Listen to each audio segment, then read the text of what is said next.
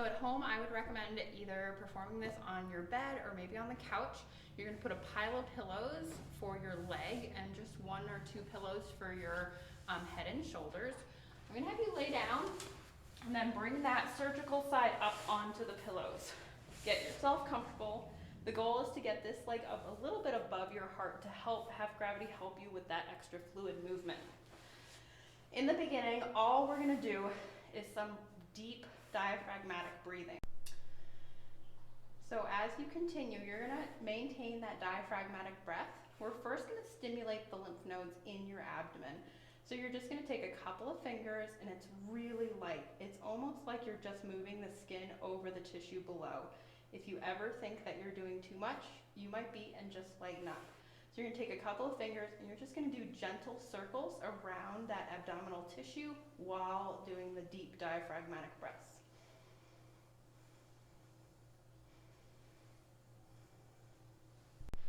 After you work on that abdominal tissue, we're gonna go down to the groin line. That's that section right where your leg attaches to your pelvis. You're gonna take, again, 2 fingers or maybe your thumbs, real light. You're gonna do about 10 circles in that area to stimulate the lymph nodes so that we can open up that lymph node before we start filling it again. Once you do 10 circles, you're then gonna take your hands and very lightly draw your hands up towards that groin line or hip joint, thinking about stimulating all those lymph tissues in that upper thigh.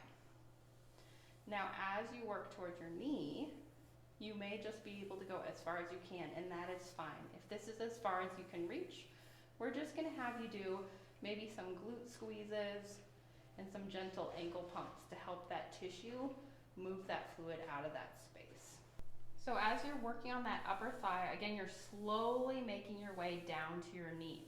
Now, behind your knee joint are a couple of lymph nodes. So again, you're gonna take 2 fingers, very gently, just like you're moving that skin over that tissue. You're gonna perform 10 circles, and then you're gonna reach down as far as you can, just working with gentle strokes toward that ankle. Now, if you can reach your ankle, then you're gonna reach down there and just stimulate around those ankle bones, and you can work through that foot. If that's too much for you, that's fine. Go as far as you can, and again, you can do some ankle pumps, little quad sets, or butt squeezes.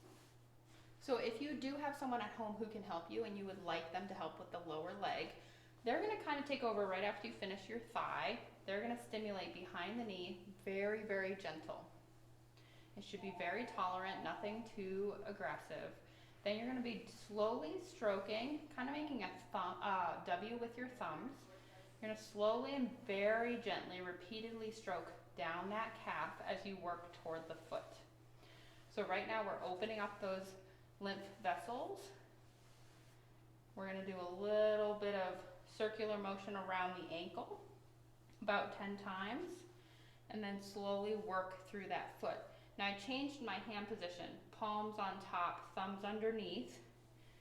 If you're ticklish, this may be a little bit ticklish. You're gonna slowly work. Some people like to do each individual toe. It's really up to you.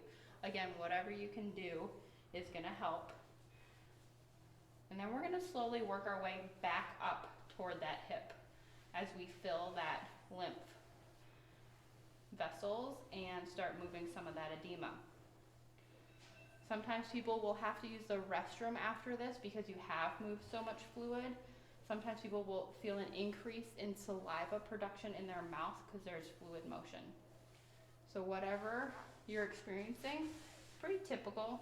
You're just gonna work all the way up to that hip again, all the while taking nice deep breaths through that abdomen. And when you get to that hip, you wanna stimulate that groin line again. And overall, it should take 5 to 10 minutes.